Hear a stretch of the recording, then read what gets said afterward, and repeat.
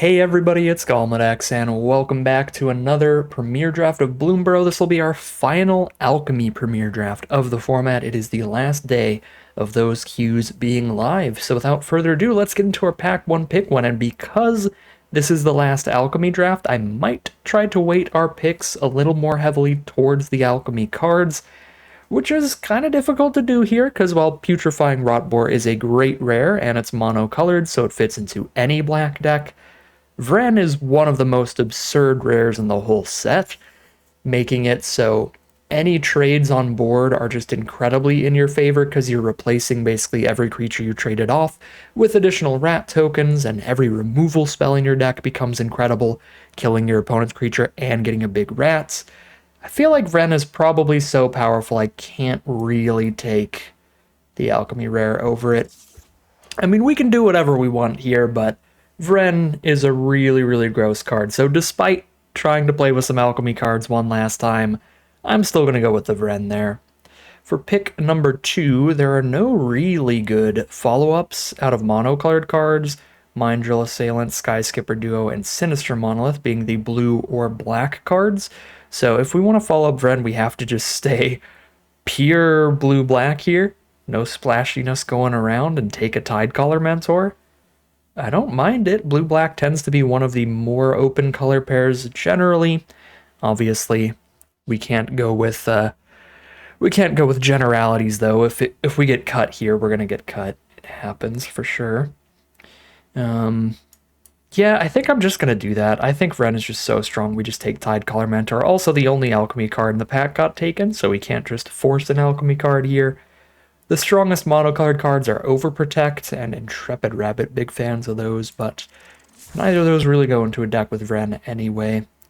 Pick 3, alright, now we see another Alchemy card. It is just a red burn spell though, so it's not really anything unique or interesting there. I think we have to just take Savor really highly. We definitely need a lot of cheap removal, especially in the blue-black color pair. It's one of the slower archetypes, and the more removal you have, the better for Vren. And more cheap spells means a little bit more cards to shove in your grave for Threshold. Savor seems like a really high pick here, despite Mind Whisker being a really good synergy piece. I think this is the kind of card that's going to get taken by a lot less players and a lot less highly than Savor. So we might be able to wheel this card, and if we don't wheel this card, blue-black is one of the best archetypes for the big crab thing, because you're going to run a lot of instant sorcery removal spells. So the Eddie Merc Crab will be fine if the Mind Whisker doesn't come back, but ideally we want the Mind Whisker here because we are rats, we're Threshold, and Mind Whisker fits both of those synergies really well.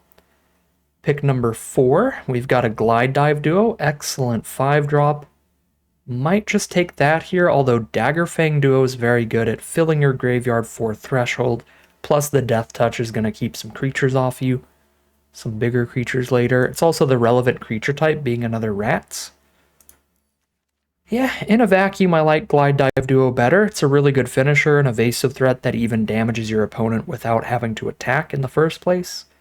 But I think Daggerfang Duo is going to be really synergistic for this archetype, so I'm going to grab that here. Pick number 5. Ooh, black looks pretty open. There's a Thoughtstalker Warlock now. I like that a bit better than Downwind Ambusher, but these are both premium uncommons. The Thoughtstalker Warlock, always a 2-for-1. You get a 2/2 menace and make your opponent discard a card no matter what. And if you manage to hit them, you get to pick what they have to discard, which is really gross. So we'll grab that over Ambusher. Pick 6. Ooh, this is our first deck that might actually be a good Persistent Marshstalker deck. We are certainly looking to play a lot of rats. And this is a recursive rat. Keeps coming back from grave. Pick number 7. I sure am passing up on a lot of Alchemy cards today because I think we take removal very, very highly in a blue-black deck in general, but especially in a Vren deck. So sorry, Chittering Skull Speaker. This would be a good card in this deck. It's just that Nocturnal Hunger, premium removal, gonna be a little bit better. Pick number 8. We have a little bit of self-mill going on, and we'd like to get a little more, so I don't mind the Mudflat Village. The one thing I do mind about it is not giving us black mana for our non-creature spells. So if we have a 1-swamp opener, and that swamp is a Mudflat Village, I can't cast my Savor or Nocturnal Hunger and stuff. So that could actually be a pretty genuine downside, maybe worth taking negotiation over it, just as a card advantage play. I think I'd still just take Mudflat Village, though. I think it's worth the downside. Pick 9, pretty much nothing here. Best card is Pollywallop. Looks like Frogs is open. I'll take a Thought Shucker for being a rat. Pick number 10. This was the pack that had Tide Collar Mentor. So next pack is the one that could have the uncommon rat. There's only going to be 4 cards left, though, so I doubt we wheel it, but we'll see. I'd be very happy to see the Mind Whisker. Pick 11, that would be an incredible sign. Let's go. Both the Mind Whisker and the Eddie Merc Crab.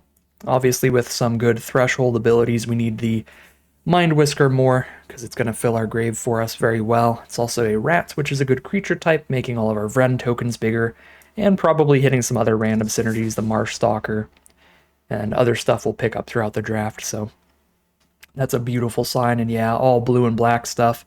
Just flying back around.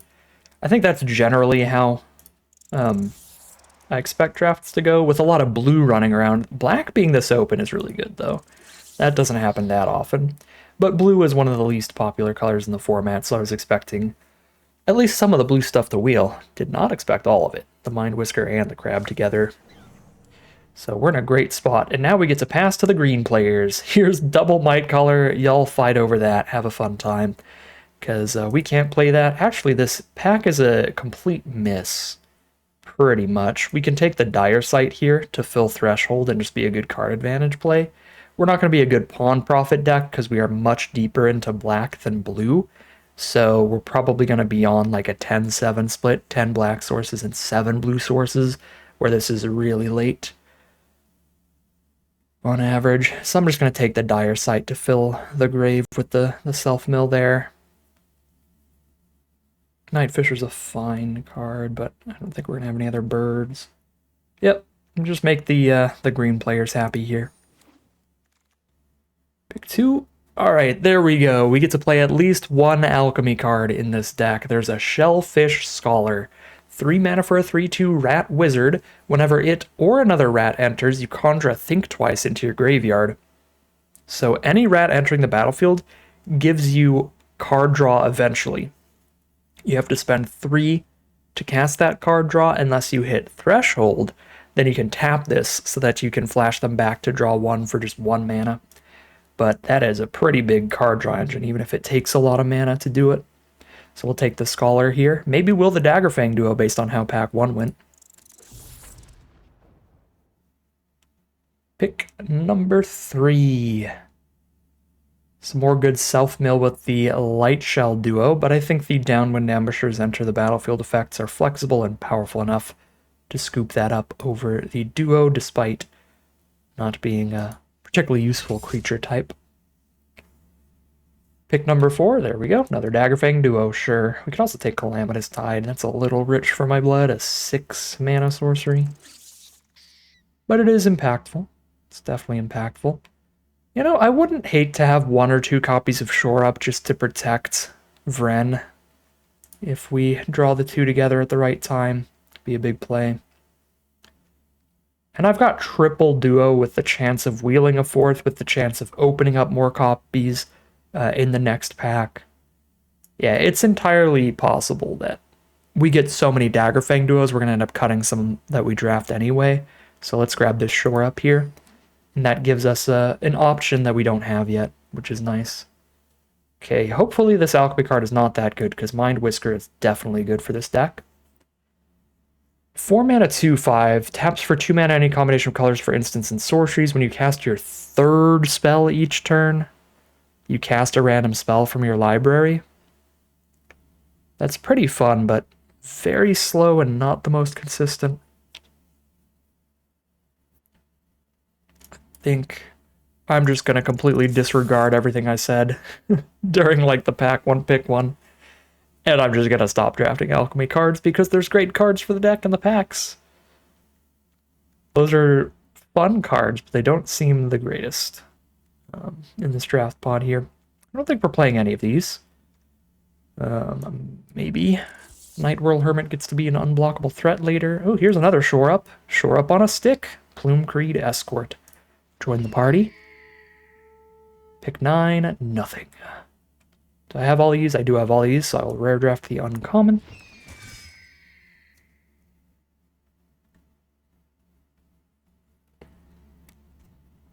We need some more 2-drops.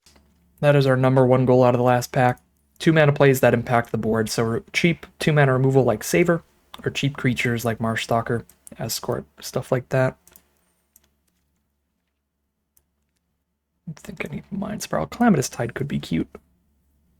Okay, Lightshell Duo and Thornplate Intimidator are definitely the better cards, but I think I need more cheap ways to interact to keep the aggro decks off me, so just bouncing one creature with Into the Floodmaw is perfectly reasonable. So we have a little more defensive speed in this deck. We can be impacting the board early, even if it is just by interacting with our opponent's early plays. Okay, so Dire Sight doesn't affect the board at all. I'm not going to put that in the curve.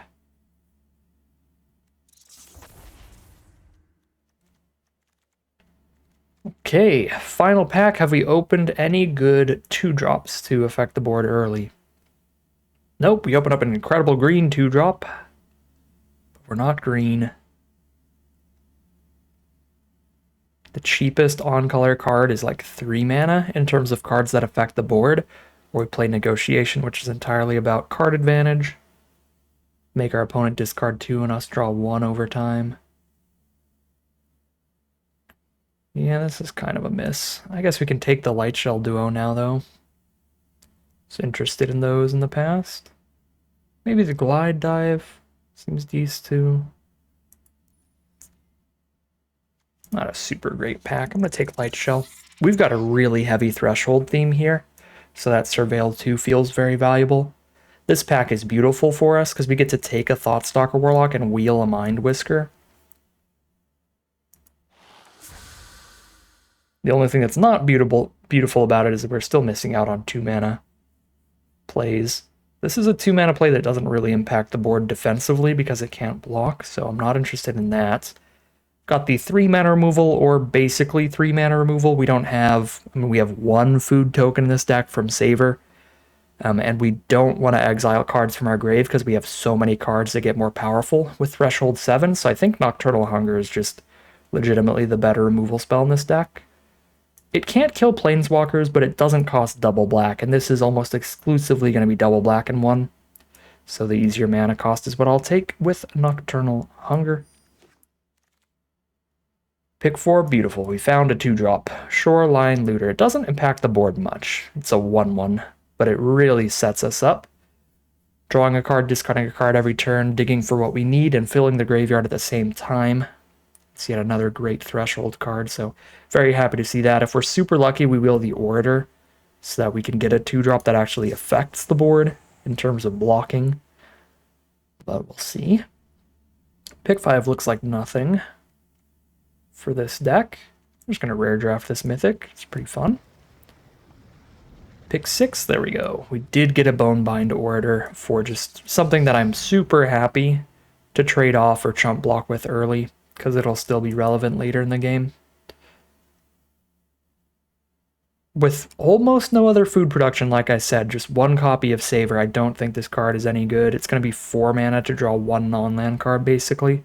Play this and sack the 1 food you make. Yeah, you really have to play that in a dedicated food deck. Beautiful. Take the Assassin. Run away together wouldn't be horrible here, but it certainly wouldn't be good.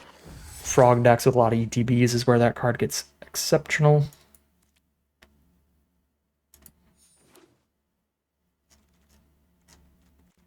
Ruthless Negotiation, with the amount of self-mill we have, is going to be a viable card.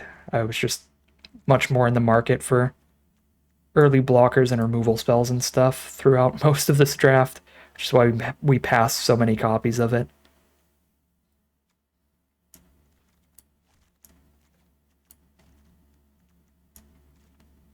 But certainly every copy we saw would have been decent in here with the amount of self-mill we had.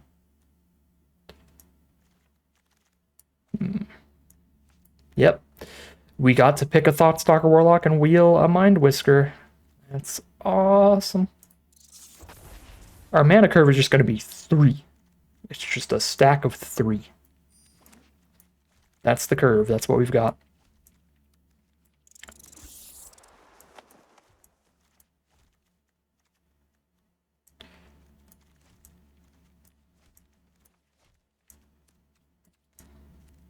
I'm probably not playing 2 Dire Sights, but I'm definitely not playing the Night Whirl Hermit.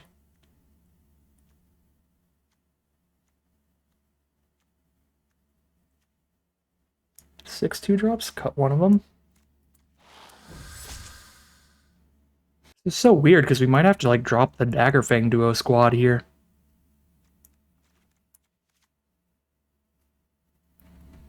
You know what? I actually think Thoughtshucker might be better than the Assassin in this deck because I think this deck looks really good at getting to Threshold.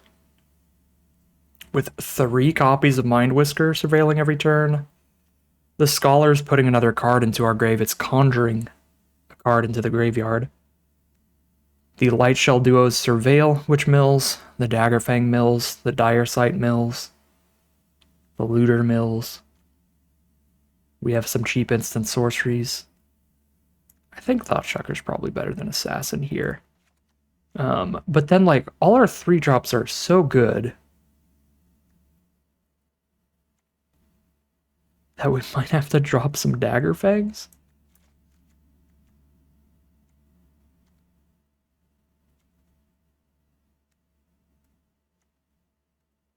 Maybe I can hope if we count Savor and Into the Floodmaws early interaction. Could cut like an Orator here or something. Or the Thoughtshucker to leave more Daggerfangs in for more self-mill synergies.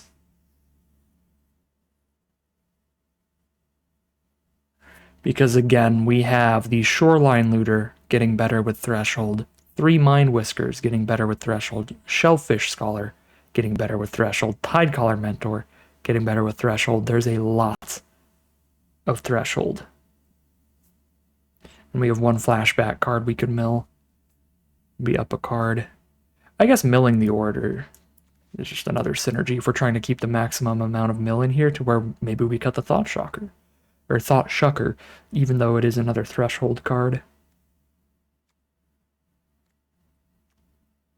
Yeah, I mean, either way, we're cutting synergistic stuff. This deck is really, really tight and really focused. 3 cuts. I just want to cut 2 Daggerfangs just because of how many 3s we have. And then it's 1 duo or 1 Thoughtshucker here.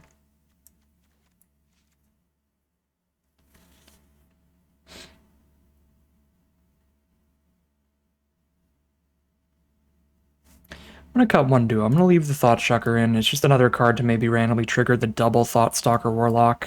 This really incentivizes the maximum number of 2-drops possible to potentially ping for 1. Yeah. This looks really nice. I don't know if this is the first rat deck I've ever drafted on YouTube, but it might be. Probably not at this point. But this is the sweetest one, I think. It's going to be awesome to see how well the rats can function here, because this deck looks really, really sweet. So, without further ado, let's just head into the gameplay and see how it does. Alright, here we are on the play for game 1. Solid hand here. We're going to fill the grave really quickly with Scholar plus Daggerfang duo.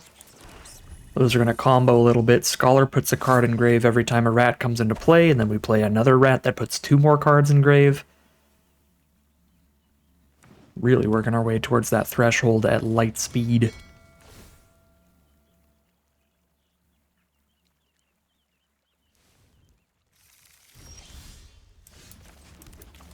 We even get to start with a 2-drop on curve.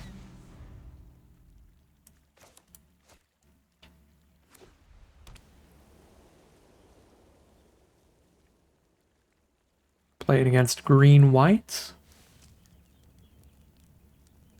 Is the bunny swarm upon us? A frog? Where's your islands? Deceitful opponent.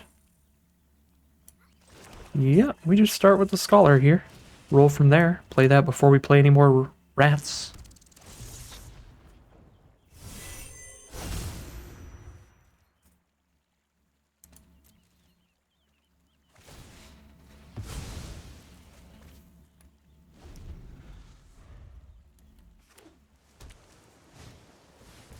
Cliff top lookout. Well, there's the island.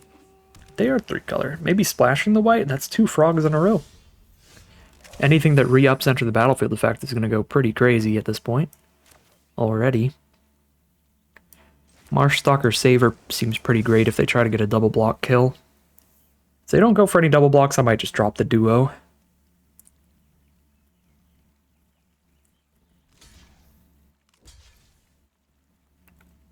Sure.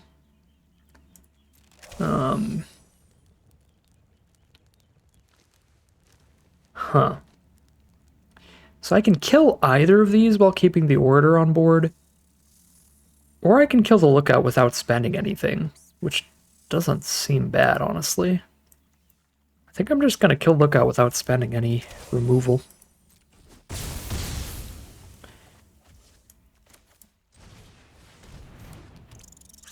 And this helps us be pretty much at threshold already. We just need one more card in grave.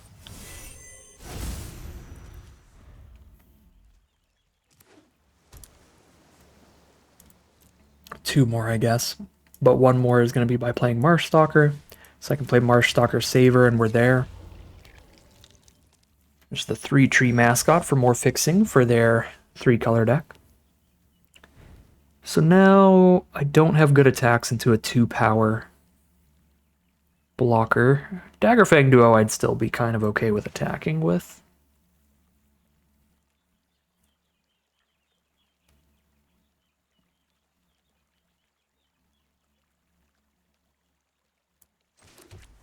Is this a sorcery speed tap ability?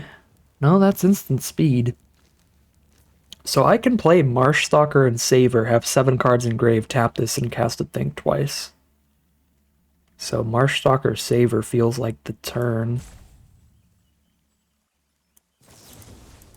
So we just Saver so that I can attack with 2 3-power creatures, unless they have a combat trick. And if they have a combat trick, I'll trade a combat trick for a Saver. Sure. We got rid of a Shore Up just to protect a mascot instead of something potentially much scarier and better later.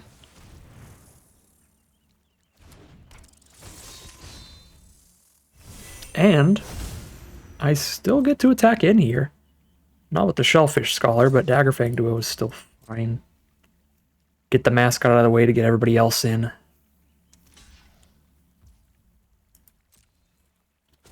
The really big aspect of this is it's going to keep us at threshold even if I do flash back a Think twice. I'll still have threshold after I untap. Otherwise I'd have to cast something before I do anything to be at threshold. Ew. Offspringed Splash Lasher. Double stun. That's going to be annoying. There's Nocturnal Hunger.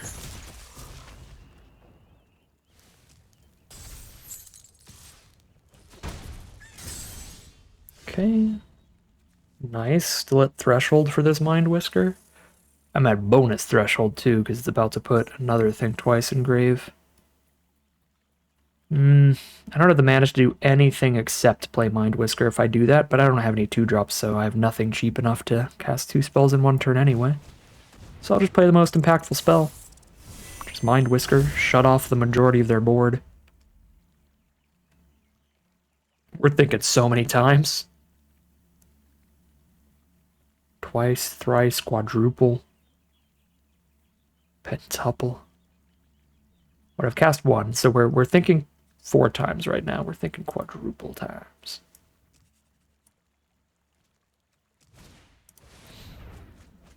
Mind Spiral. No fish for us, so everybody's going to untap next turn. Surveil 1. And find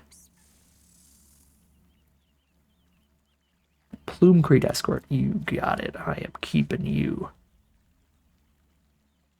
They have a 2/3 on board.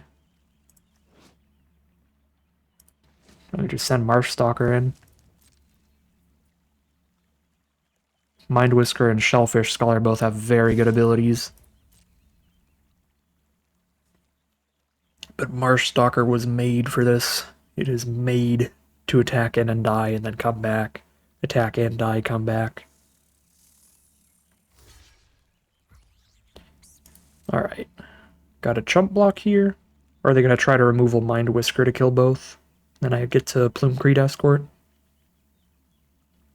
We get to Plume-Creed Escort.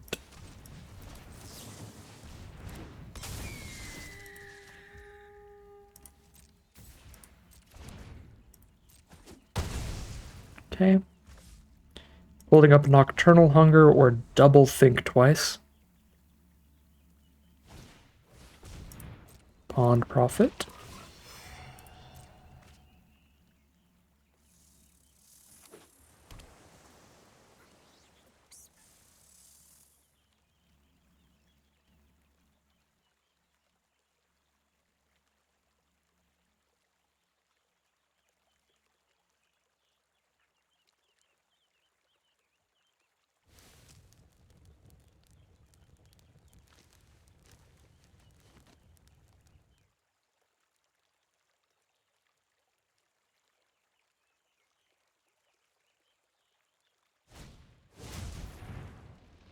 Now they've offspringed a Finch formation for a couple flyers here, but Mind Whisker is putting in so much work. Their power is just so small from this thing. They have 3 1-power creatures on board that we've just completely shut off. 0 power.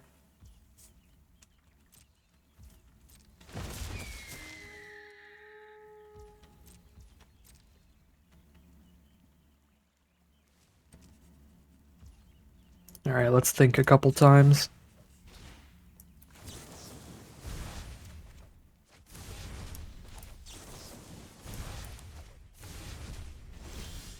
Surveil, there's Mind Whisker. Just by casting that, I reestablish Threshold. And then I have 2 Mind Whiskers on board, and their board is just completely nullified. There's a 1/1-power creature. Yeah, there's the 1/3 that can trade with Marshstalker. Yeah, no, we're just so golden right now.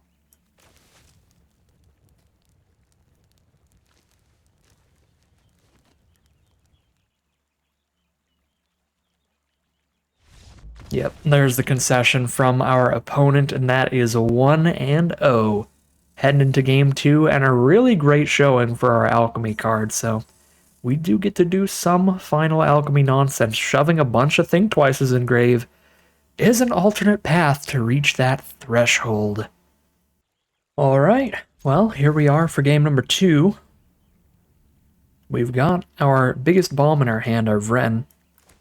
That is obviously our end goal. This can only bounce opponent's creatures, right? Yeah, we can't protect our own creature with Into the Flood Mob, which is a little sad. If we could, I'd probably wait till I have 5 mana before I decide to play a Vren here, just to help protect them. I'd still like to ideally wait until I have some way to trigger them, basically, immediately. Nocturnal Hunger's away. I've already got 4 mana in hand. I think I can ditch that island. If I had like a shore up in hand to go with Vren, I'd be really looking for that 5th source, but I do not. Okay, so this is when they would die, get exiled, and then create for each thing that was exiled. Yeah. So I can't like trick somebody with a Vren here. Ward 2 is a pretty astronomical deal. I feel like Ward 2 makes it almost impossible for Vren to die here against blue-red. They need like 5 mana to do the 4 damage removal spell. So we just run it out so that I can start doing the thing with Nocturnal Hunger and Downwind Ambusher and all of that. We get Vren really going here. Mind Whisker. So I can play a Downwind Ambusher, trade up, or a Nocturnal Hunger. Each end step. If I want to guarantee I'm getting some Vren value, then I Nocturnal Hunger right now. Probably on the Scholar, honestly. So they don't get any more card draw. I still get to hold up into the Floodmaw here. This seems reasonable.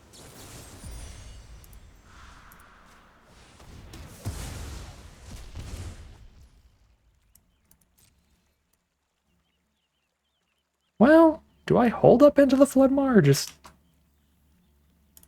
I actually think I'm getting aggressive. Because if they have to recast a 4-drop as their best play next turn, they're going to be getting piled on for way too much damage because this is a 3/3 rat already. Yeah, I think it's best to just make them skip a turn there with that bounce and get the damage in. That feels like really good tempo here.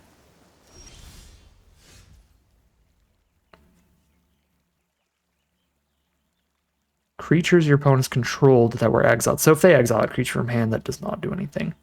Okay, but I do have Mind Whisker or Downwind Ambusher. If they have a shore up, they can kill Vren if I attack in. Otherwise, we get a nice kill with Ambusher.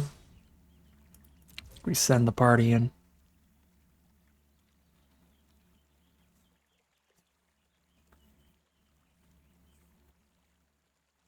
This looks like no shore up to me. I think that'd be a snap block there. Although I do have a bunch of open mana, so... They have to consider that I could have instant speed removal in response to their own trick.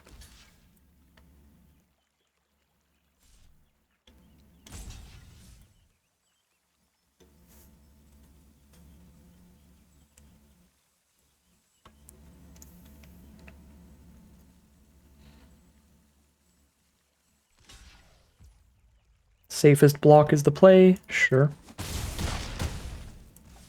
Not quite safe enough. Ambusher finishes off the duo anyway. And then we get another Rats. I also have 1 mana left to negotiate.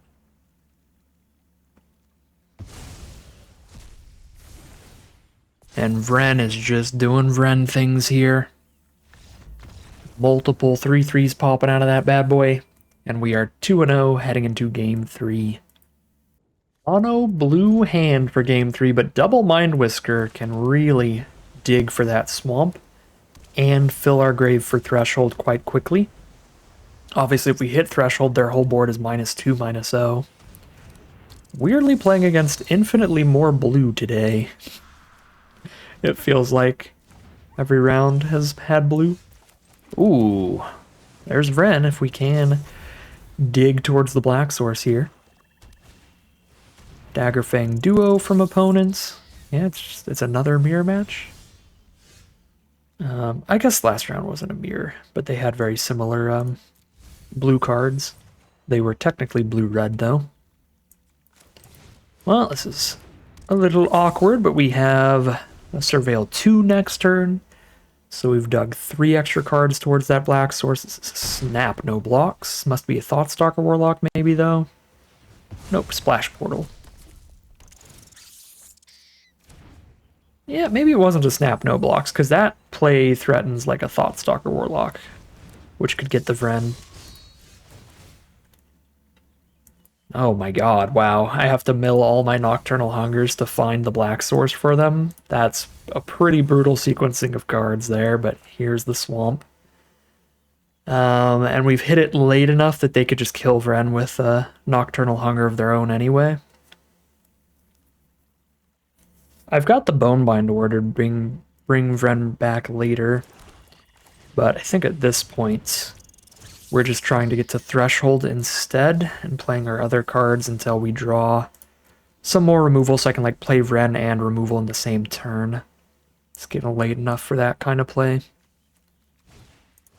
Splash Lasher. At least no kick here, but that is pretty bad for me. now we have Threshold. Well, shoot. I need Threshold pretty bad for the -2, -0 to their board. I'm not gonna have another way to get a card engrave.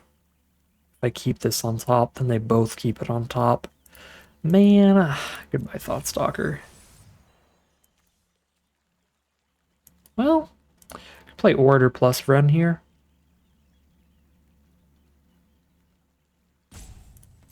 Sure.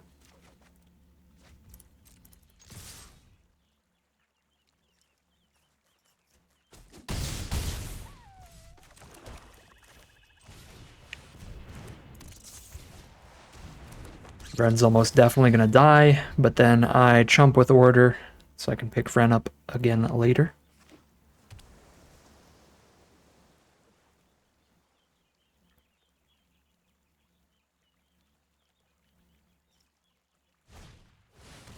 Wave Rider. Well, they do not have Ward, so Vren's not gonna die. Splash Portal, the Wave Rider? Oh yeah, that's right. That's very cute. They get to do that, and then they get to downdraft one of the Mind Whiskers, I guess. That's all they can do here. That is a good draw. Yeah. Mind Whisker's a good draw. I'll have to just replay it here. Oh, Vren works against Splash Portal? That's gross. I didn't realize that either. Death Toucher 5/5.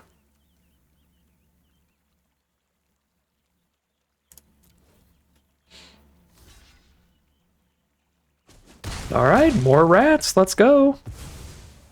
Vren being stupid.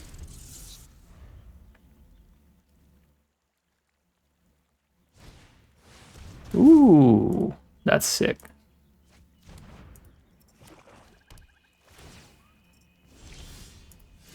Surveil. Dire Sight. 10 life? I only have 3 mana up after it. Yeah.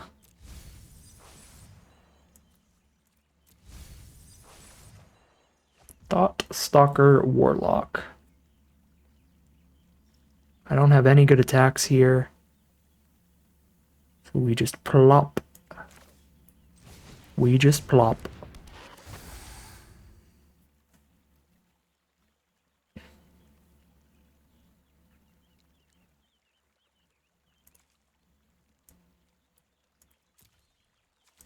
So what do we have left right now?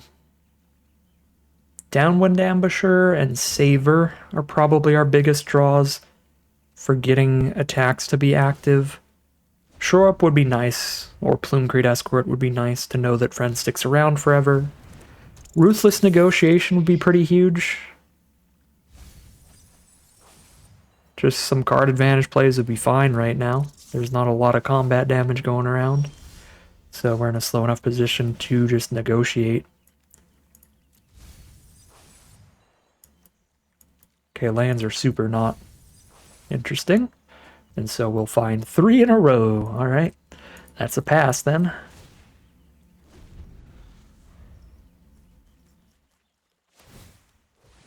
Marshstalker would be massive, right? Because then Marshstalker gets in and forces some exiles there. Okay, there's another Shellfish Scholar for them. Yeah, this is bad. They are hitting a lot of gas.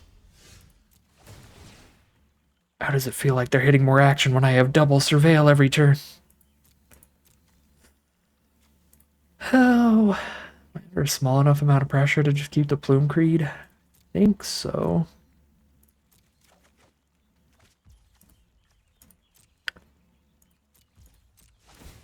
Well, they're milling out first somehow. So I guess that's the game plan here at this point. I think the really big issue that we've had here is that we had to mill both of our Nocturnal Hungers to even find a swamp. Because those would have been some of our best draws right now.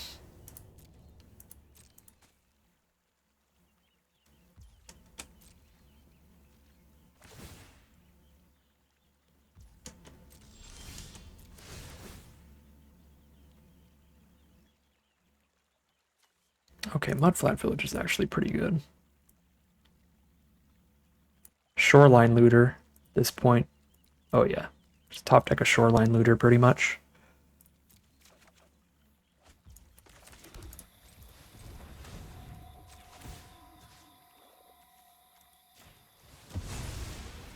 I suppose eventually Shoreline Looter gets to the point where I'm milling out before them if I do it too hard, but it still seems really good.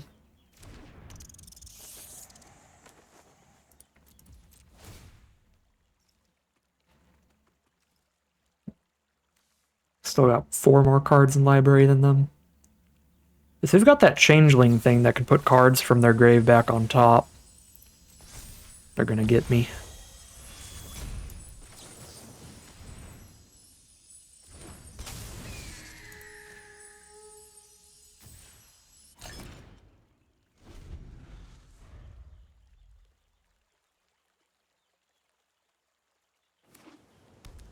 I technically don't have time to hit them 9 times with this looter, or I'll mill out. Wix Patrol, there goes Vren. R.I.P. Well, we've still got Double Mind Whisker making their board pretty bad.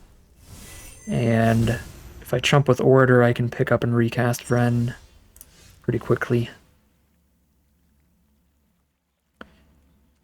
Oh no, they have 6 cards left, we have 14.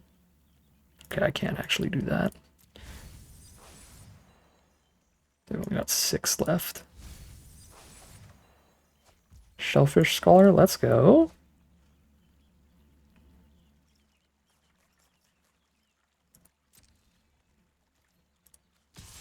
Oh, they don't have any reach either, so they're taking 3 a turn.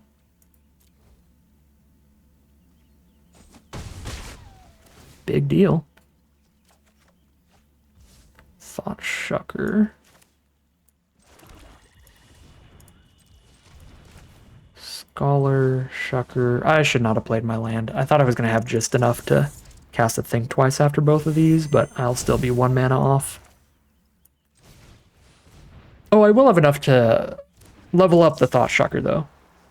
Yeah, that's fine then. Yeah, I can do that at instant speed.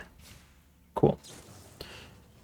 Alright, they're digging. If they don't have the card that puts cards from grave back on bottom of their library, they're going to lose, but if they have it in their deck, they are pretty much locked for the win. Because then they can just loop the same removal spell over and over really easy, especially when they have like infinite copies of Think Twice running around.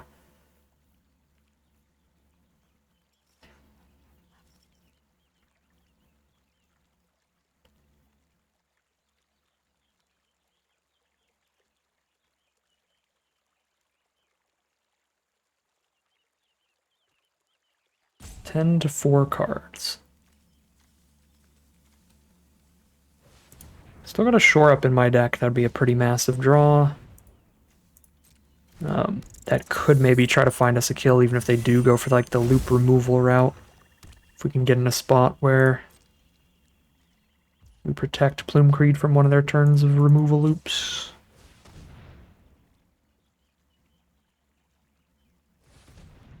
I have 0 cards in my hand here, so there's no real like playing around my open mana with their removal. They could have just done it because I had an empty hand anyway. This is not any like extra information for my opponents. I think it's good to just do it now and get the mana out of the way. A 3rd Mind Whisker. I kind of forgot I had 3 of these. That's not bad at all, genuinely. I will keep you. You are a friend, and I don't want to mill out. Hello, friend.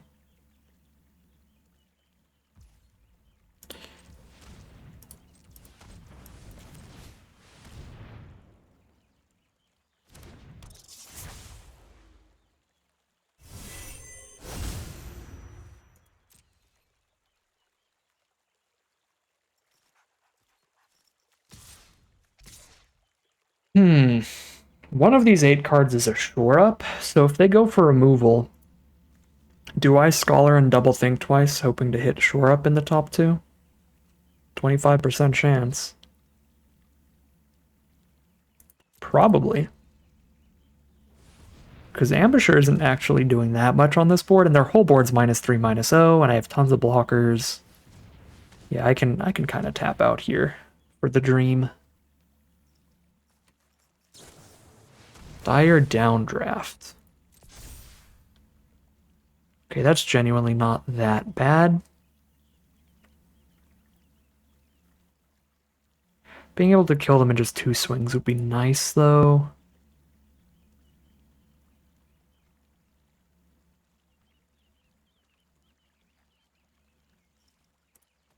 I feel like that's just not bad enough to interact with, though.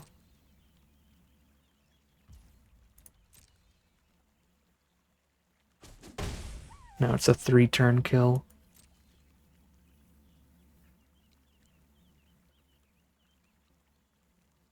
Two cards left in their deck. There is no Thassa's Oracle or Laboratory Maniac win condition in this format, where they get to just win because they drew their whole deck. The equivalent is that Changeling that puts cards from their graveyard back on the bottom. It can grind out a win over a long course of time, because once you've emptied your library, you just redraw a removal spell every turn and your opponent can't win through it. So your opponent eventually mills out.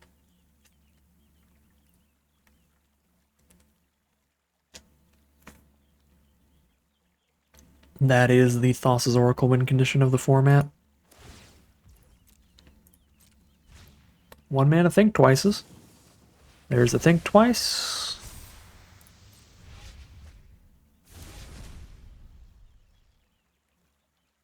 Maybe there's an Alchemy card that wins here or something? There's a Saver. Okay, that is bad enough to try to shore up. If it's right underneath the looter.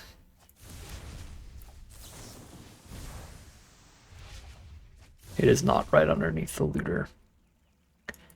Alright, well, we see if they've got the Changeling. Archival Whirl! It's some alchemy nonsense. The only card they could possibly have. So the alchemy card.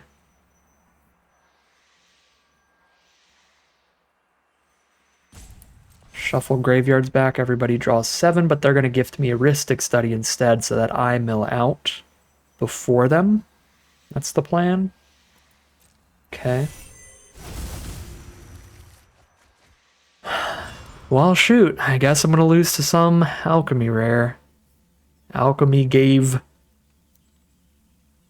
a Thassa's Oracle win condition. Not literally, but kind of basically here. Because now they have a full grip. Our evasive threats are gone. Yeah, it's a pretty big yikes. 7 cards left. I may draw a card unless they pay 1. Okay, so I just choose not to draw on the Ristic Study if it gets to that point. 1 card late the shore up. No. What do I have for evasive threats in this deck? None. They're all gone now. I think we just lose. We just mill it. Well, no, I could hit them with Shoreline Looter 3 times, because 1 time I shore up it. But that's only if they didn't redraw removal and they just put their whole grave back in their deck. Oh, boy.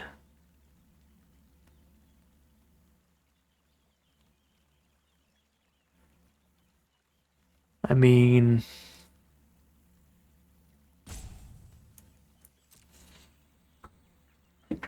how many creatures do they have that are big enough to kill a Mind Whisker? They have 2 creatures big enough to kill a Mind Whisker. But I have an Ambusher I could use on one of those combats and a Shore Up I could use on another. They have 2 mana up. 1 blue. If they redrew their 1 mana bounce spell to bounce one of my creatures, I'm going to be pretty dead here because they get to bounce a Mind Whisker. 3, 4, 5, 6, 7 blockers. 1, 2, 3, 4, 5, 6, 7 attackers. One of which has Menace. If they don't have the bounce spell here, this is a lethal all attack. because of menace? No, it's not lethal. One creature gets in for 2 and they're at 7. Never mind.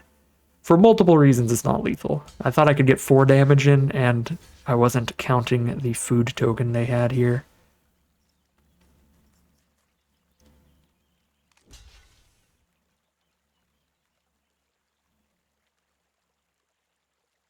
So we're on team keep the Mind Whiskers at all costs, right? So we're on Downwind Ambusher first and see if they respond to that, and then Shore Up.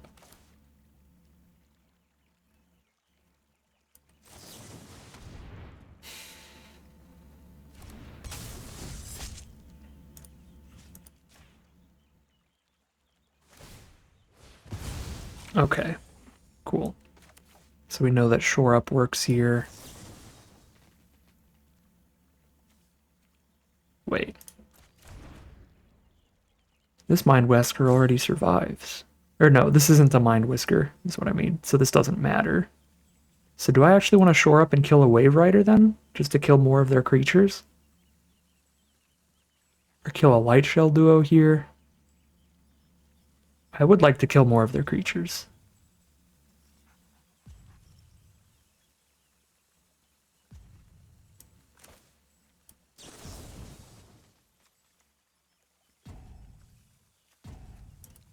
Sure.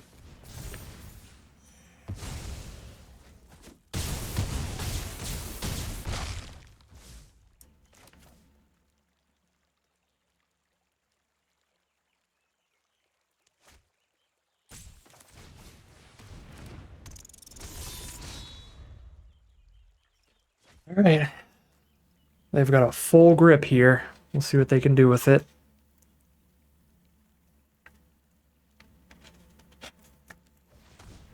Maybe it was best to just hold the Shore Up, since no more Mind Whiskers were dying actively.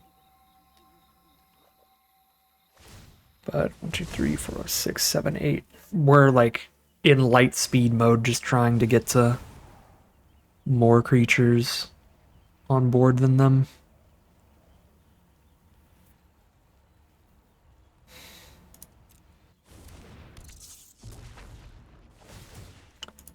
God. The actual factual Time Twister. One-sided Time Twister. It's actually way worse for me. If we both reshuffled and drew 7, we'd be fine, but they just played a stronger version of a Power 9 spell. More expensive, which makes it weaker, but...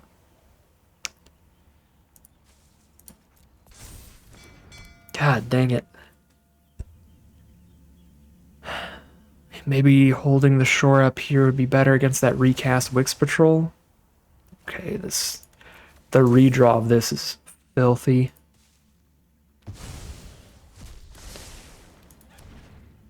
Two for 1 there. Exile a card, redraw a card.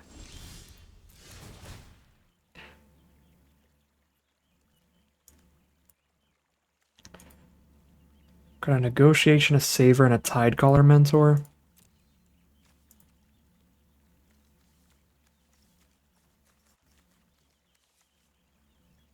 That's just not a combination of cards that can never win this game. My only non-land cards left are Ruthless Negotiation, Saver, and Tidecaller Mentor. They can keep bouncing an 0-4 off the 2-2, so we can't Graveyard Recur.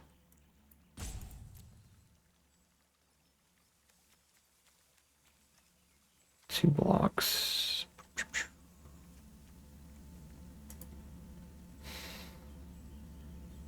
I get 1 creature through again, they're at 5. I have no way to buff damage here. I've got no way to get life in here.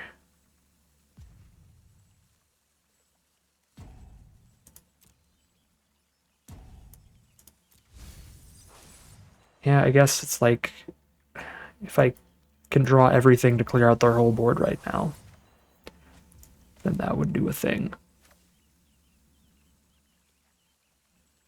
And I didn't. I hit 2 lands in a row, so I just clear 1 thing out here. And don't lethal.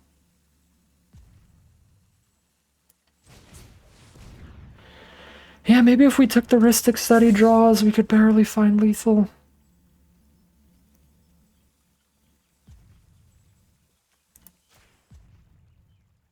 But this doesn't look like it.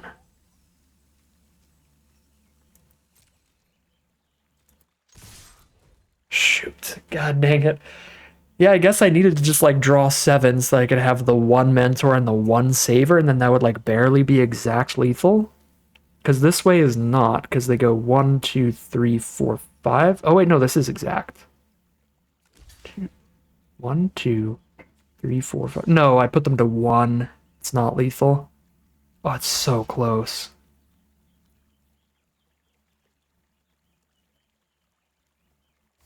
Yeah, we would have lethaled if we just drew our whole deck there. Went to 0 cards in library. Well, they have to kill the Shoreline Looter now. If they don't have a way to actively mill us, we can still barely get there. Oh, it feels so sketchy to draw any of those extra cards there, but that would have, because they were tapped out. But on the early Ristic Study triggers, we didn't know they were going to be tapped out, but still, I guess, worth the risk, probably.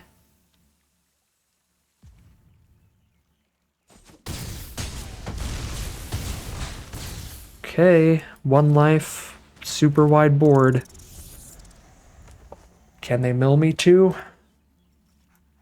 Or can they take 0 damage next turn?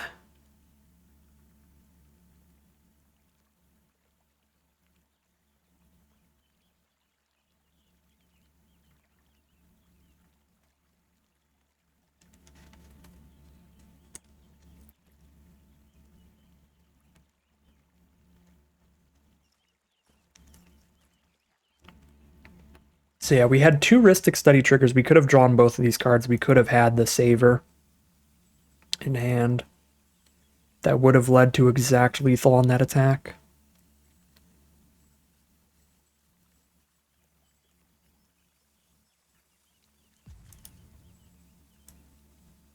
But these are obviously really complicated, really large positions to think that through, so I wouldn't say like a direct, super obvious punt or anything.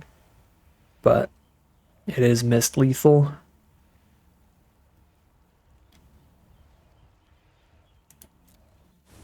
I'm really making sure I'm clicking the right button there. I'm just like, decline is to not draw a card, yes.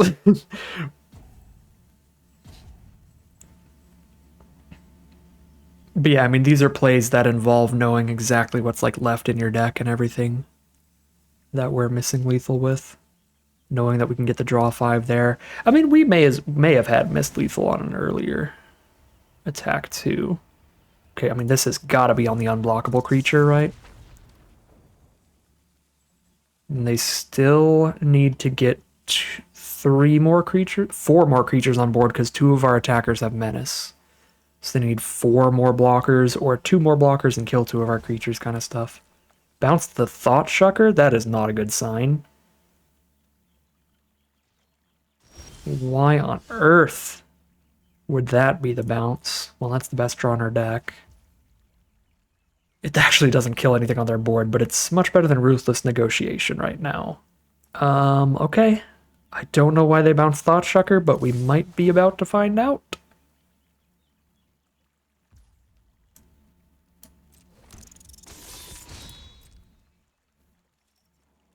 Good game? Where is it? There it is. Nocturnal Hunger. Decline the draw.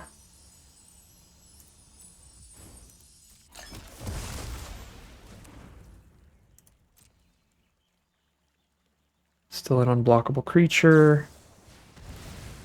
Still an unblockable creature.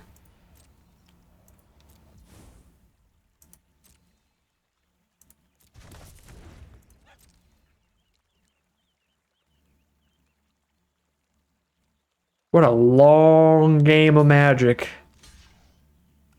And a very back and forth. There was a time that I was 100% confident we were going to lose. I think earlier there was a time I was almost 100% confident we were going to win. Ooh. Wild, super long game of Magic, but we are 3-0 heading into game 4. All right, here we are for game 4. The double Thoughtstalker Warlock's going to be pretty annoying for our opponent, especially if we can draw one of our 2-mana creatures. That'd be beautiful. Play a 2-drop, bounce their blocker, go. I guess I need 4 mana to bounce a blocker and get in. There we go. That's actually the best 2-drop in our deck at triggering the damage dealt because of the evasiveness, that flying. All right, I am just going to bounce that. Our deck always wants to slow down the pace of the game, so just bouncing a 2-drop and delaying the damage is always good for us.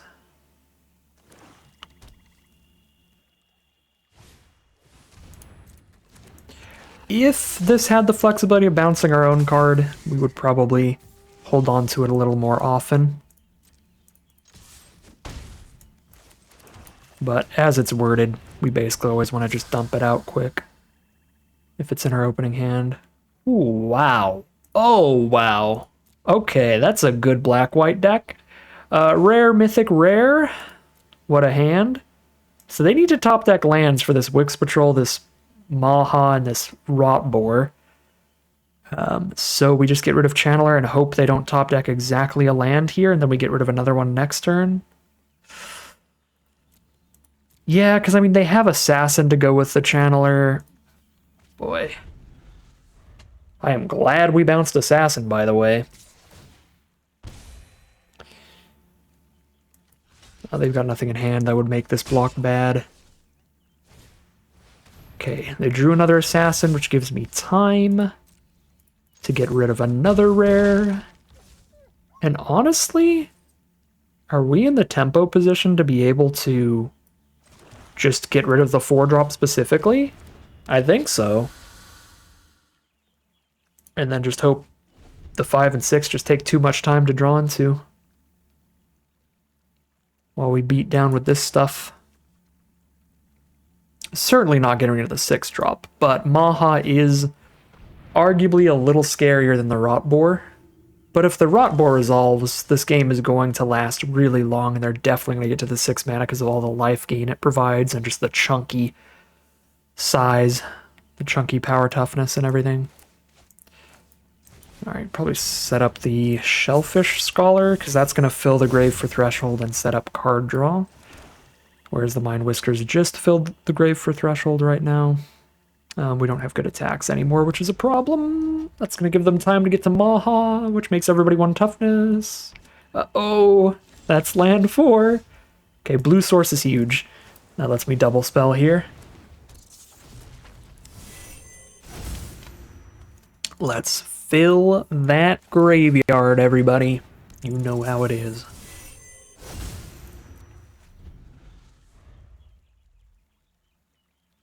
Not a land, not a land, not a land, not a land.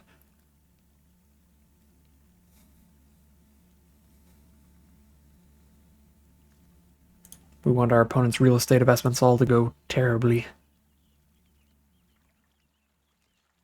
No property ownership. Okay, no land. Here's the Surveil. Goodbye. Well, puts 3 cards in grave this turn instead of 2, so that guarantees Threshold. But if I mill 2 and then I hit any instant or sorcery, that would also be Threshold. Or if I hit a rat, that'd be Threshold. And I don't have to spend the mana towards the next cards. Sure. This is still 2 out of the 3 for Threshold.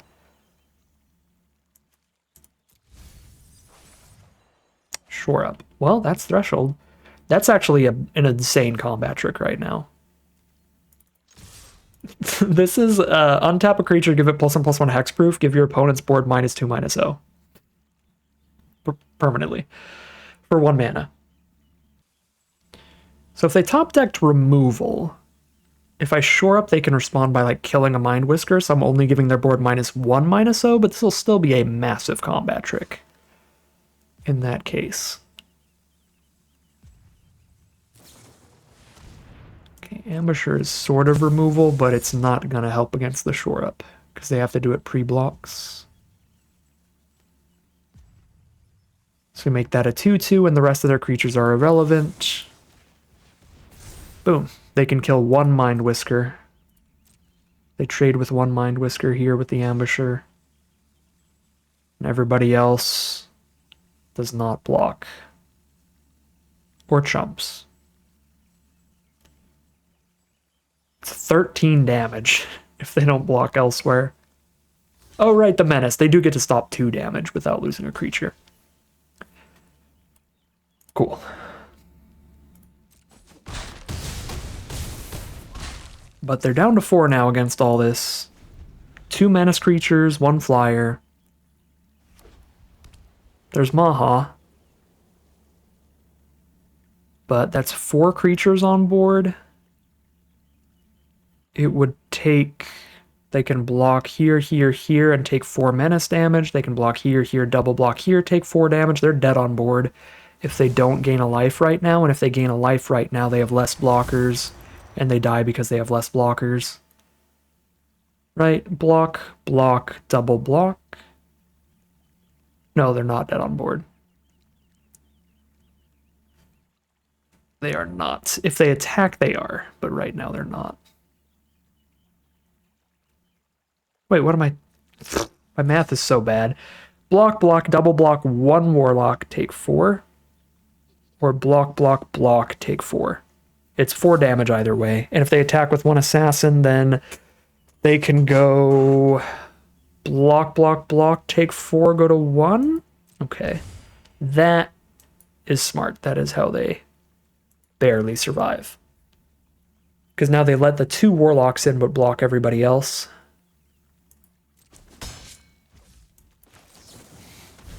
Unless I find removal. Mind Whisker is not bad, but Nocturnal Hunger is lethal, so we'll go with that. Ward, discard a card. Sure, I will discard a Mind Whisker. Well, I guess it's a little better to just kill this and play a Mind Whisker. But it's lethal already, so...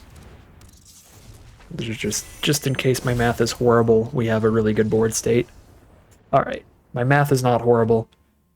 I mean, it was, but we found the correct numbers in the end, and we are 4-0 heading into Game 5.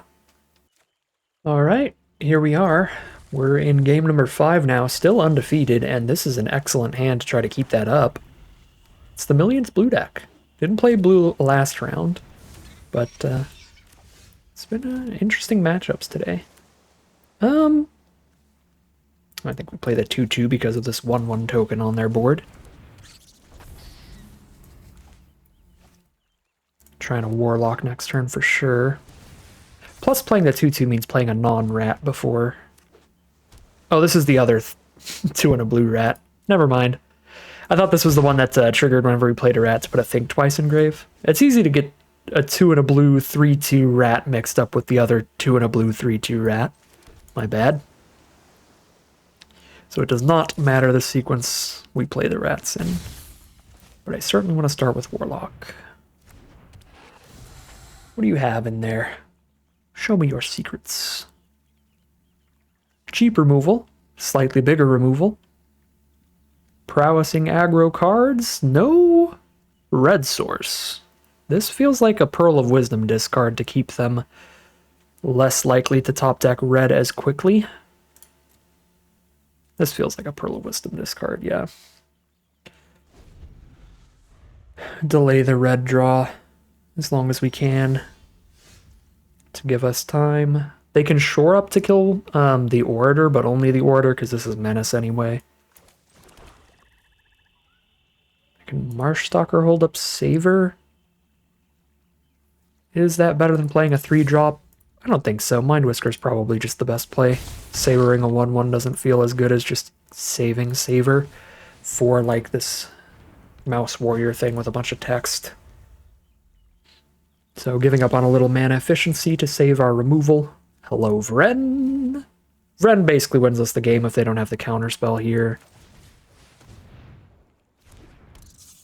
Now they could shore up to kill Mind Whisker, but then their Otter would trade into it and die. That'd be an exile. Vren would trigger. I believe Vren would trigger. Because I think the token touches exile before it's gone. Yep. Vren triggers. And there's the GG from opponent. Kept the mono blue hand, relying on some card draw to dig to that red source, and we had a super rude, super lucky Thoughtstalker Warlock in the hand to just ditch their card draw and force them to play off the top, hoping for the red, and they just did not find it. So 5-0 heading into game number 6. Ooh, we get to be a mono black rats deck this time? Let's go. Generally, monocolored hands are super risky keeps. The only time I would really do it is when you have 3+ playable spells, and we've got our whole curve here, 2, 3, 4, so it is weirdly a keep. Not too often monocolored hands are keepable, but these are the ones that are. Alright, that is a great position for us because our opponent is not going to want to trade into a card that can just come back from the grave later anyway. What? I guess our opponent really hates Thoughtstalker Warlock, which is fair enough. It's going to be a long time before we're dealing damage to our opponent to trigger the Thoughtstalker Warlock there, so we're just going to get the blind discard, and that's not bad at all. Got a 4-mana 3/3 flyer out of there. That does mean all 4 of their other cards are better than that, and Darkstar Augur is a massive, massive issue. We can, of course, try to outrace it, I guess. Hitting the blue source makes that actually a reasonable possibility. Otherwise, I was going to be like, well, that's just not going to happen. Okay. I do think with them at 18 life, I still want to kill the 1/1 before they draw a card off of it. Even though it might do a little more damage to them, it's better to just stop that card draw. No! The land, the best possible hits for Darkstar Augur. Draw 2 cards this turn and pay no life to do it. All upside.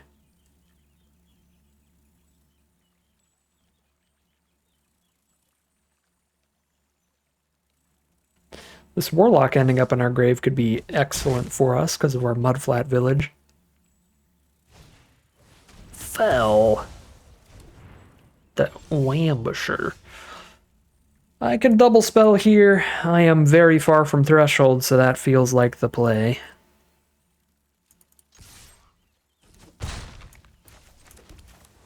We are not holding on to this, just trying to get the bounce off of it. It's not going to happen for a long time. We need to get some damage in. All evasive threats on our board, which is nice. Ooh, a 4-drop! Take that, opponent! Greatness at any cost, you say? What about 4 life? How great is that cost? Down to 16? Uh-oh. They're doing something with Graveyard? Nope, just play the Intimidator, sure. 16 life.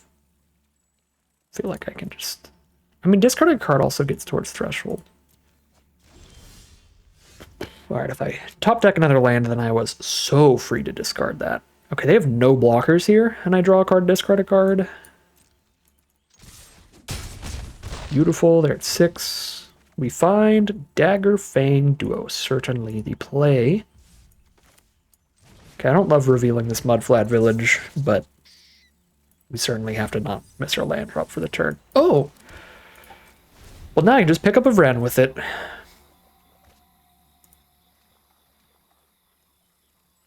Thank you, Dagger Fang Duo. Very cool.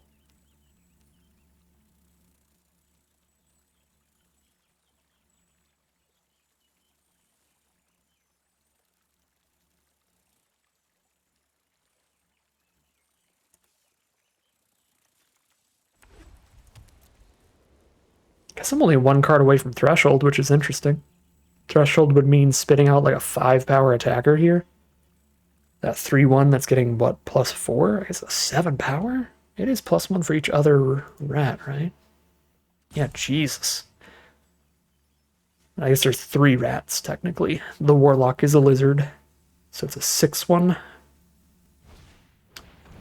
Thornplate Intimidator. Aw. Actually wish I had one more card in hand to discard here. For Threshold. Let's just lose 3 life, right? There's no way I sack this just to have Threshold. Or sack this just to recur it. Yeah, no, we lose the life.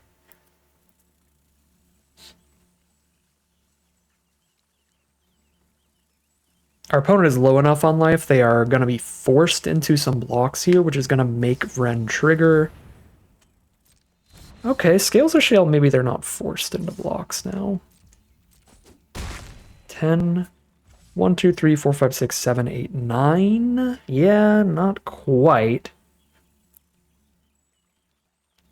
Hold up. This is a weird and probably bad idea, but what if I sack the Mudflat Village and don't pick something up? Is that an option? No, I have to pick something up. I was like, I could sack this and just have a 7th card engraved to pick up that rat thing. Okay, so we pick up Vren for sure. And what do we draw? Plume-Creed Escort. Does not give us Threshold. So at 10 life, we have 9 power on board. They can just not block. Oh, they're just going to concede. Okay.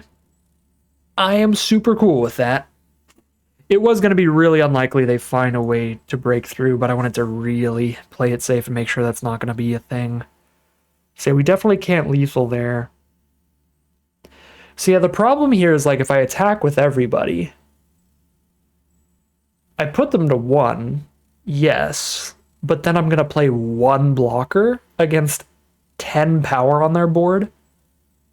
So if I attack with everybody and they just hit a basic land off Darkstar Augur, if they have like 1 removal spell in hand, we just die and lose the game.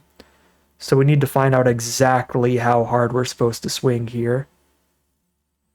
Because sure, I could like do the pre-combat Vren attack all. They're almost forced to block, but technically they can survive with 1 life. If they choose to survive with 1, yeah, top deck basic land and have removal in hand is the kill. If it's 5 mana or less removal, but pretty much all the removal is, they've got more than enough for the ward there, so. Yeah, I don't know what the attack was going to be. I guess we don't even have to think about it. I mean, they conceded, but it was going to take me some time there, so. They're over it. They're just going to concede. I don't think they ever missed a land drop, so maybe their hand was just all lands anyway. And didn't want to go through the motions there, which is fair. That's good on me. We'll conserve a little bit of our brain energy so that maybe we can get a 7-0 run. It's going to take 1 more win to get there. We are undefeated all the way to our 6th victory, all the way to that final battle with 3 rounds in the chamber. All right, here we are on the draw for what may be the final battle in our final draft of Bloomburrow Alchemy. This is a really good hand, but it does need to draw land. Luckily, we're on the draw, which makes that... gives us 3 draw steps to draw our first land by turn 3. Our opponent starts with Cottontail Caretaker, one of the great alchemy cards. It's going to turn any of their creatures into an Offspringer, which can be pretty annoying. Start with the order here, just get that snap trade. Alright, or have the better, higher toughness blocker for all these 3/1s. If I can get Threshold for Mind Whiskers, that's going to be really gross against green-white, because they have so many 1/1 rabbits and stuff, so... probably just drop it down here and start surveilling stuff into my grave.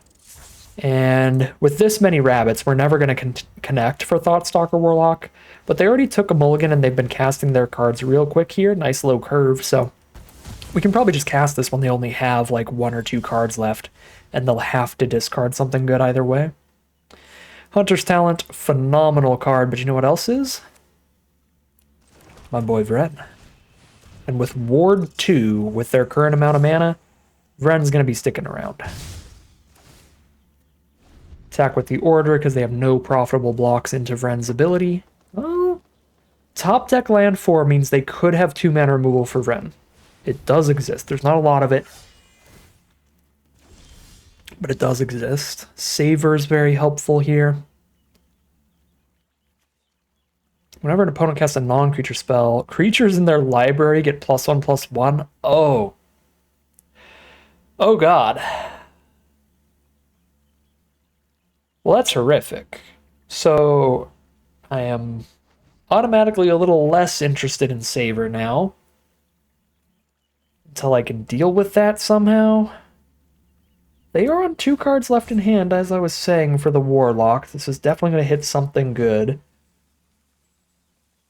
But is it better to Mind Whisker and try to load up that grave for Threshold as quickly as possible still?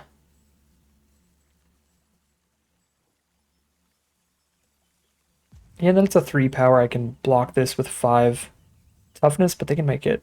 Oh, that doesn't add to its toughness. So yeah, it'll be a 6/5 attacker. I can double block.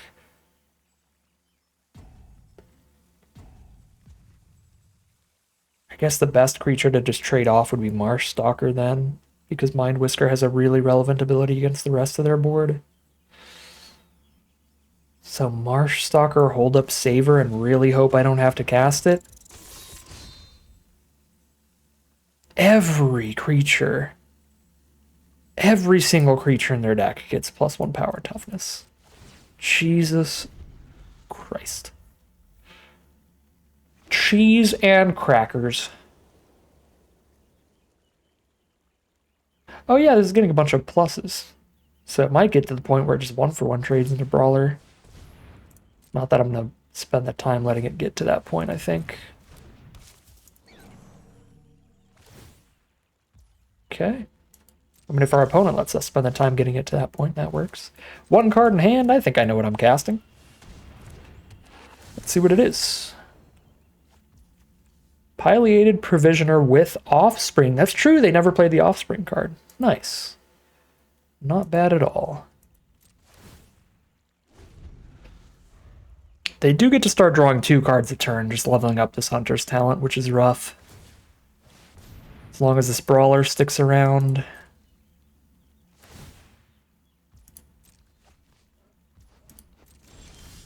Okay. Mind Whisker. Let's Marsh Stalker start attacking, and I still have blocks for the Brawler. I guess Marsh Stalker turning into a 1/1 isn't great, but then it just replaces itself anyway, and I work towards the Threshold to replay the Marsh Stalker with Mind Whisker's ability. Hey, 5 damage is 5 damage, you got it.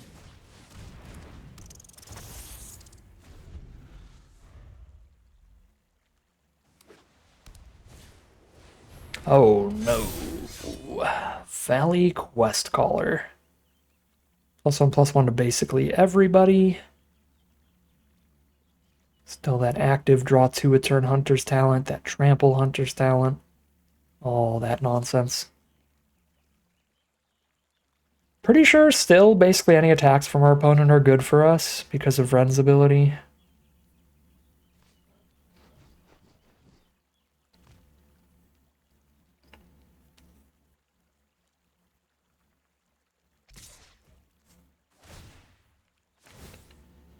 This is a snap mega block to get Savor castable. Why is it +2? Oh, because Herbalist. So we know they hit Questcaller this turn. They hit Questcaller and whatever Hunter's Talent hit. So 2 blind draws, one of which was Questcaller. Unless they hit Questcaller plus Combat Trick or Removal, it's best to just 2 creature block this. And then even if I like triple block it, a removal spell's still going to win. They kill a 3/3 only take 4 damage to the Brawler. Yeah, I don't have a good block around a removal spell or a combat trick for my opponent because it would involve putting Mind Whisker at risk. To where that's just an infinitely worse block if they don't have the combat trick or removal. Yeah, they have to just do that. No, they hit 2 pieces of straight gas, Questcaller, and Overprotect.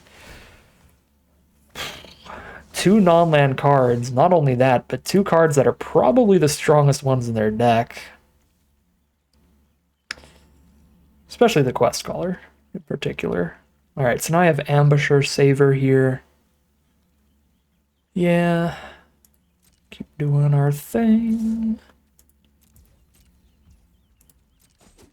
They're down to 8. We're working on it. We're working on it.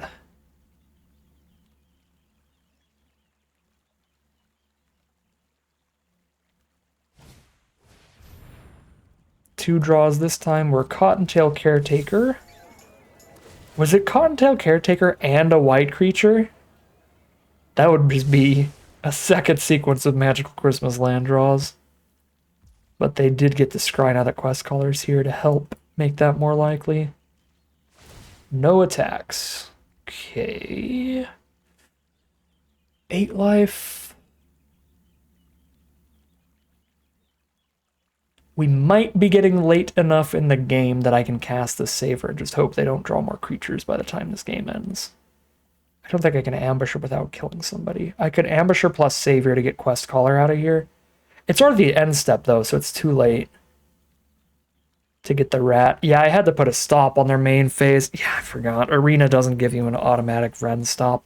We needed to click on second main, so when they moved to the end step, that's when I cast these. Then the end step triggers this. It would be really bad to kill something right now,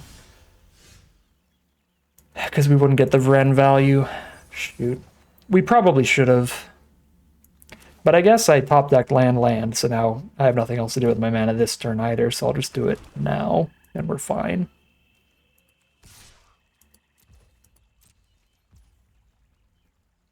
Go to 3. Alright. Maybe trying to get a rabbit response or something? Just lethal me?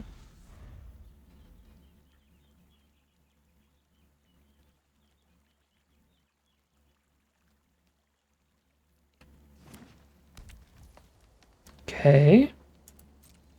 Combat.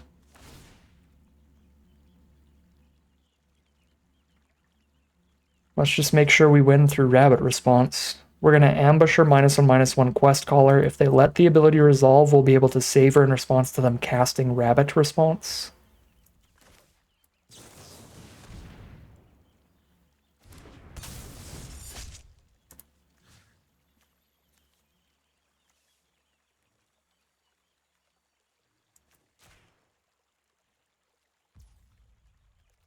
Do they not even have something here? That would be super wild.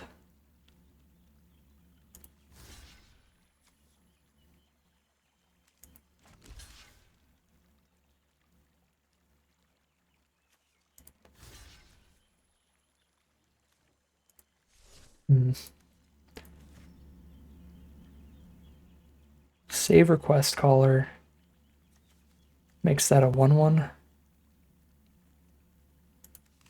Do that to the 1/1. Do that to a 2/2. Do that to a 1/4. Do that to a 2/1 trample. Take 1, 2, 3, 4, 7. Oh, they do have a trick. They do have rabbit response. Ah, I should have still played around that. Well, this is bad. Yeah, Vren trades now. This is bad. I don't think we're dead, but this is bad. Maybe we're dead because Brawler's so big. Oh, it's exact lethal? No, shots. Come on. Oh, it's so close. Oh, we could have survived with 1 life and killed them on the crackback. Well, it is what it is. We're still definitely going to 7-win this one. I really didn't expect the rabbit response because they instantly clicked through me giving their 2/3 -1/-1, which I do not think you would or should do with rabbit response on average. Because if you have the rabbit response in hand and you see your opponent giving your 2/3 quest caller -1/-1, the only reason somebody would do that is if they're planning on killing the quest caller to reduce the power of the whole board. I think they could have figured out that we were going for Skunk plus Savior to kill quest caller, in which case they know they'd have to rabbit response in response to that.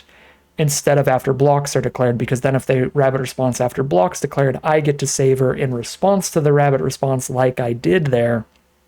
So I guess I was just expecting them to play around the savor with the rabbit response instead of just the slam through there. The slam through is what got me to be like, well, they probably don't have it then.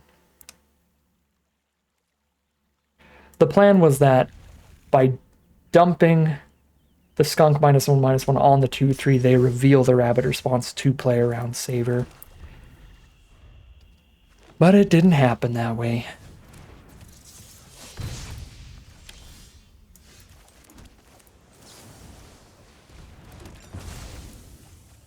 On vile wings and bloody wind, the swarm will rise.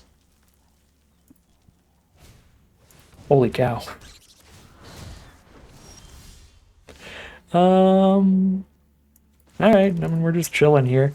We are flooding the heck out, but not really under any pressure, so it's fine.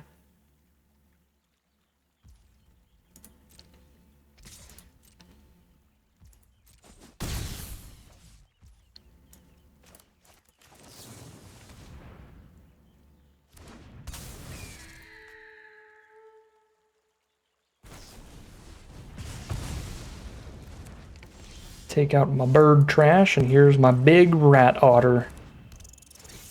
The best friends. Hello, you two. You two are excellent draws.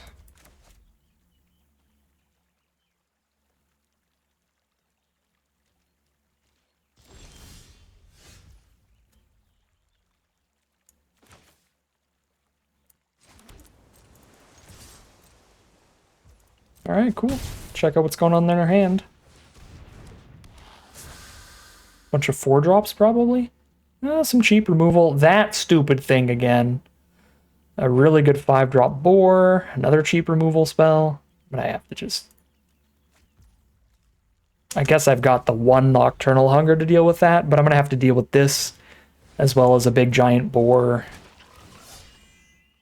Pick up the Curious Forager so they can pick up the 5/5 Trample from grave later, but they don't have enough cards to forage it back in hand yet. They need 1 more card in grave to do that, and we get to just get some damage and get some pressure on them here.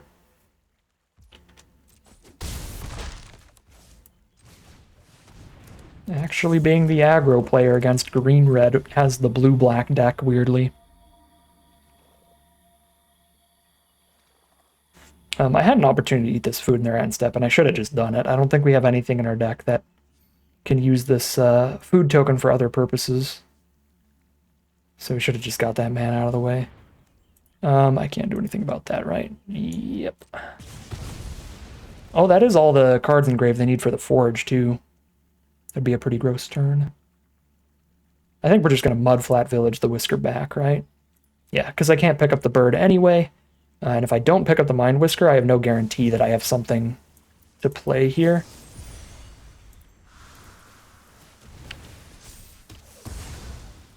Counter their removal and kill their creature is disgusting, and I still get the fish? That's value. It's value right there.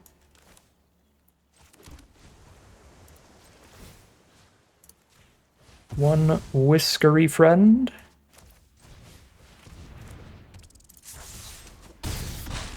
They're at 6 life. They can play like 1 boar and then die. Block takes 6 on board. Yep. That is super dead. And that is 7-1. What could have been 7-0 if I just went with my initial instinct and just played around the rabbit response. I just got convinced they didn't have it. They got me with the speed click through combat. Speed click through the skunk. But we still grab our 7-win run. Incredible deck here. Absolutely could have gotten the 7-win as well if I played perfectly, but I am incredibly happy. With this draft pod, it just fed us a sick blue-black Rats deck. I'm really happy with how I drafted as well. We took the Savor really highly, and we needed to take it really highly. We didn't end up with that much removal, so I'm happy I took these all as highly as I did. One of these Nocturnal Hungers actually came pretty late for us, luckily, but I know the Savior was like a pick 3 or something like that. I'm very happy with that choice. Yeah, really happy with the deck build. Just a super sweet blue-black Rats deck. It's kind of the best version you can have. It's got the strongest rare for that archetype, and it's got a lot of the great threshold synergies. The Mind Whiskers working great in multiples, not only fueling each other's threshold, but stacking up multiple Mind Whiskers on the board made our opponent's board states really, really bad. Getting -2/-0 to everybody or -3/-0 to everybody was super gross. Yeah, everybody in the deck really showed up, did their job, and did it well. It was a pretty great draft to end off the Bloomburrow Alchemy nonsense. But that is going to end today's video. As always, I'd like to thank my patrons and YouTube members for supporting the channel, as well as you for watching the video. If you enjoyed it and you're interested in seeing some more, you can always like, comment, and subscribe to tell the YouTube algorithm to send you some more in your recommended feed. If you'd like to catch me live, you can check out the Twitch channel in the link in the description below. If you'd like to support the channel directly, you can check out the Patreon link in the description below. But other than that, as always, thank you very much for watching, and I'll see you again soon for some more Magic Arena.